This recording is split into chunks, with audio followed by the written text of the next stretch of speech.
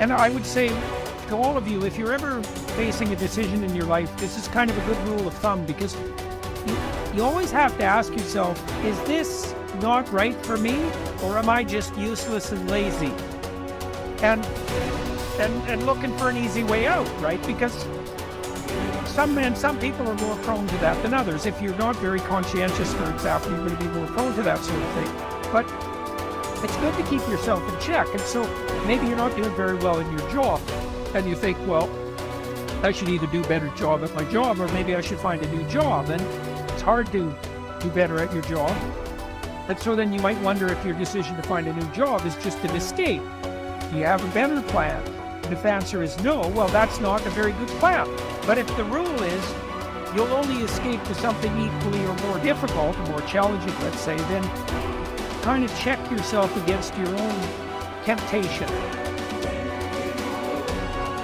You will never win at the highest level until you can hold two competing ideas in your head. And here are the two ideas. Idea number one, this is going to take me 10 years. Idea number two, I'm going to make it happen today. And I'm going to ask myself every day, why didn't it happen today? What thing did I not do? What skill set am I missing? What am I going to have to do? What's the next massive leap forward? But it's going to take 10 years and only actually going to happen for me if I'm going all out every day, like it has to happen right now. I and other successful people wake up every day doing the same thing, fighting back against the distractions, the fears, the doubts. And we learn over time, we build into a habit to spend more time having control instead of more time being out of control. Every day is an opportunity for you to start taking control of your life. The first step. Don't be anxious. The second step. Concentrate on what you have to do. Fix your eyes on it. Remind yourself that your task is to be a good human being. Then do it without hesitation. There are few people who have decided within themselves, I've got what it takes to make it. They're not afraid about tomorrow because of how they see themselves, because of what they feel that they deserve, because of what they feel that they can create for themselves. Because these people have decided, as they look at the future, as they look at themselves, there's a way. Where there's a will, there's a way for me. You begin to create a way out of no way. And when you have that kind of consciousness, when you have that kind of spirit, nothing can stop you. Nothing.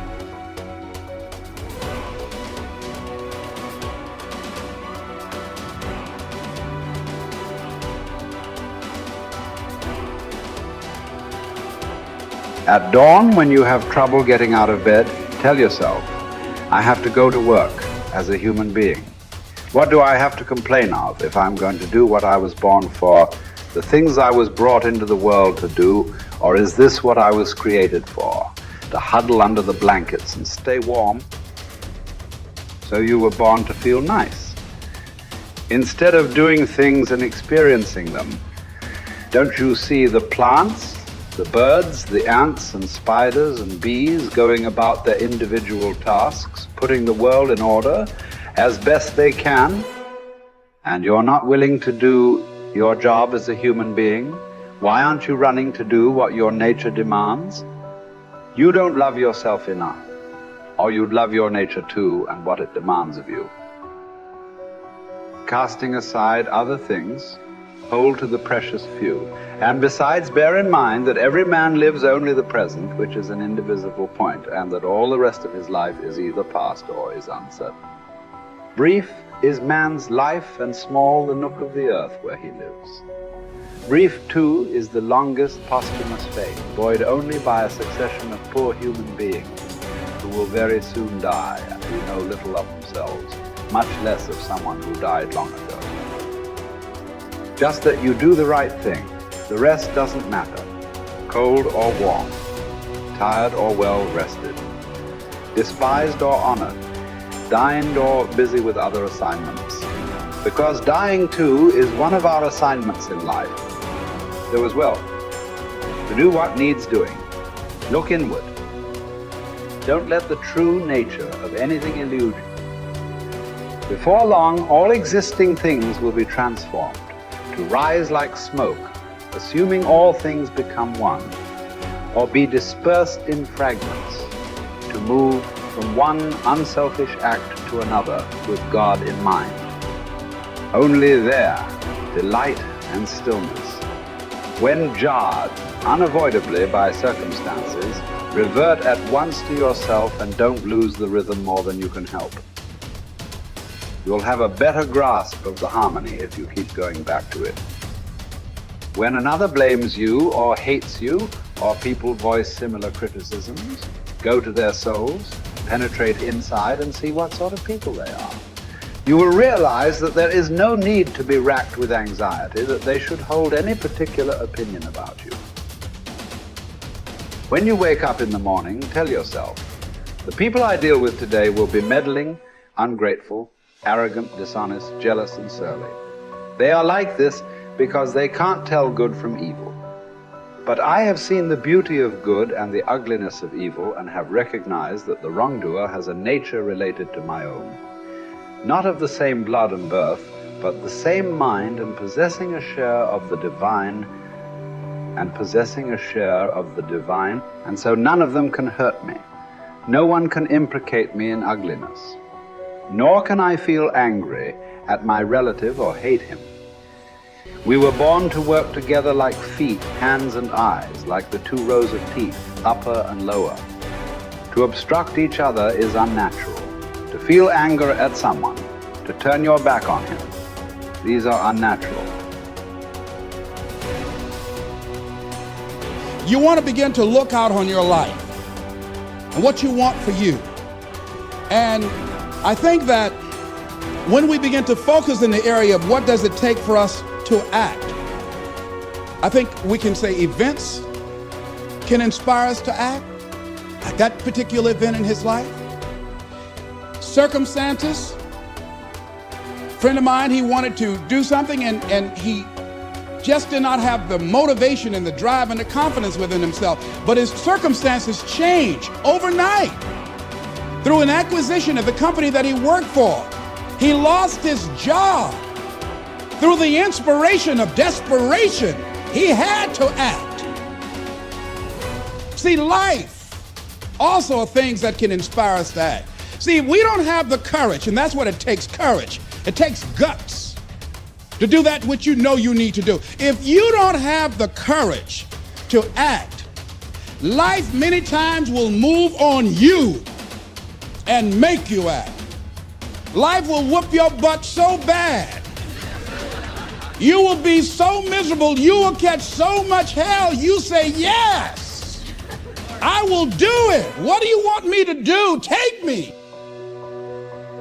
A friend of mine said, I can't stop smoking. I can't stop smoking. Doctor said, Sam Axelrod, you have emphysema. Sam never picked up another cigarette and said, look at those stupid people smoking. Sam, you did it for 35 years. How can you talk about people? Well, I was different. I'm trying to help them. They don't have to do the same thing I did. But be compassionate, Sam. Isn't it interesting how quickly we forget? So I'm saying that look at something in your life. It might be just writing a letter to somebody to say thank you. It might be just to apologize to somebody. I had a confrontation in the Penobscot building with the security guard there. He responded to me what I perceived as a negative way, and he and I engaged in an argument. I did not like the way I handled that. I avoided going through the front door for a long time because I didn't want to face him.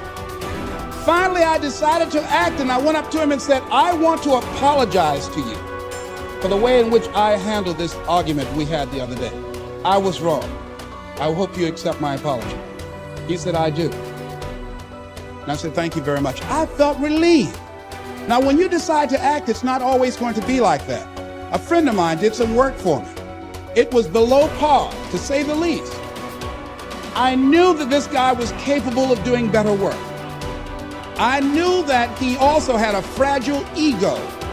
So I was trying to think of what is the most sensitive way in which I can share this information with him. Because I wanted him to do my work over. I was going to pay him for what he did, but I needed my work done right. But I was afraid that I would hurt his feelings. I was very, very meticulous in how I approached him. And I said, let me share this with you. You know I care about you, and that you're a very talented and gifted person. And you and I both know that what you have given me is not a true reflection of your talents and abilities. And I'm saying, let's go back in the studio and do this again. And he said to me, I'm going to forget you ever said that. I was wiped out. He never spoke to me again. Now, when you decide to act, you're going to have some people like that. We're no longer friends. I lost sleep over that, ladies and gentlemen. I said, I can't believe that. I remember sitting up one night looking at the phone. I said, I gotta call him. He said, no. And I said, no, forget that. I called, man, look here, we've been knowing each other for too long to allow this to come between us. He said, don't call me anymore, and hung up. And then I wanted to think about what can I do to make it up to him? And then something came to me, Les, what do you have to prove? See, many things we don't do is because of the fact we want people to like us. There's some necessary losses in life. When you decide acting in your best interest, you're going to lose some friends. Everybody's not going to approve of you. There's some people that won't like you. Who do you think you are? You're arrogant. What do you think you can do? You think you can get away with that? You're selfish. Thanks, I got that. It's my life. And so what I'm saying to you is that as you begin to look out on your life, this is challenging. This is not easy acting. So what are the things that we can begin to do to harness our will? Number one, you've got to bring it out and look at it. You've got to take the power out of it. You've got to expose it to the truth. And the truth is that it has no power over you. So write down something you want to act on, but for some reason that you've been holding back, and look at it. The next thing is, ask yourself the question, is it helping you to continue to put it off? If it's an asset for you to continue to procrastinate, then continue to do that. But if it's a liability for you, if it's causing you some mental and some emotional challenges, or perhaps a financial problem, look at that. Examine that for what it is. Next step, ask yourself, what's blocking you? What's preventing you from acting? Why don't you have the courage to handle that? Why won't you face that? What are you running away from? What kind of avoidance behavior are you engaged in? Next is, what is the worst thing that can happen when you take action? So I looked at that and I said, what's the worst thing can happen when I tell him this? He can say, I don't like you. And he did. Now what happened? I experienced that. I looked at that. I saw that. And guess what, ladies and gentlemen? I didn't die. My feelings were hurt a little bit.